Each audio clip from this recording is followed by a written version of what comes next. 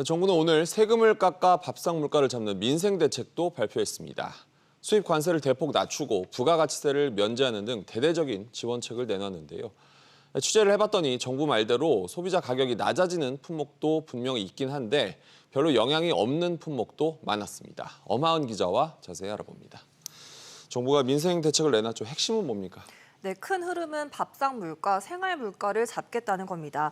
최근 가격이 급등한 먹거리 제품의 소비자 가격 하락을 유도하겠다는 건데요. 네. 돼지고기와 식용유 등에 대해서 연말까지 할당 관세를 추가 적용하기로 했고요.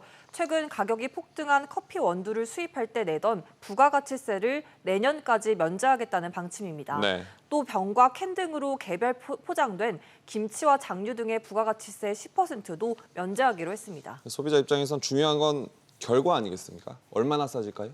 네, 우선 수입품부터 보면 밀가루와 대두유 등에 대한 할당 관세 효과는 크지 않을 전망입니다. 밀가루의 경우 이미 미국 등 자유무역 협정 국가에서 상당량이 수입되고 있고 콩기름의 경우 정부는 대두유 관세를 낮춰준다는 건데 대부분의 식품업계는 대두를 수입하고 있습니다. 네. 반면 돼지고기의 경우 신선식품을 취급하는 유통사가 직접 들여오는 경우도 많아 할당 관세를 적용하면 약 20% 가격 인하 효과를 볼 수 있습니다. 그렇군요. 그런 가운데 부가가치세 면제 대상이죠. 포장김치나 장류 가격은 얼마나 떨어질까요? 네, 포장김치나 장류 가격은 오는 7월부터 소비자 가격 인하 효과가 바로 나타날 것으로 보입니다. 네. 반면 커피값의 경우 이번 정부 정책은 볶지 않은 원두에 대한 면세 정책인데 볶은 원두는 이미 면세 대상인 만큼 감면 규모가 크지 않을 전망이고요. 네. 게다가 커피값에서 원두 원가가 차지하는 비중이 극히 낮아 소비자 가격 인하로 이어지기엔 역부족이라는 게 업계 설명입니다. 다만 추가적인 가격 인상은 어느 정도 방어할 수 있어 보입니다. 지금 얘기한 것에 따르면 품목별로 다 조금씩 차이가 있는 것 같은데 이렇게 다 하면 결과적으로 물가는 얼마나 떨어지는 겁니까?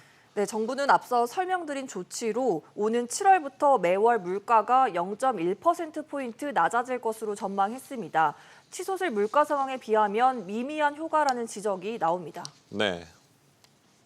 물가를 조금이라도 안정화시키려고 하는 노력을 하는 그런 정도죠. 물가 상승세를 확 잡고 이러기 좀 어렵고 외부적인 요인들, 우크라이나 사태가 좀 안정이 돼서 유가가 좀 떨어지고 이런 거가 중요한 건데 공교롭게도 오늘 정부가 추경을 통한 소상공인 지원책을 내놨는데 한쪽에서는 현금으로 26조 원이 풀리면 물가를 자극할 수 있다는 지적도 나오잖아요. 네, 안 그래도 청와대가 이를 의식한 듯 해명을 내놨는데요.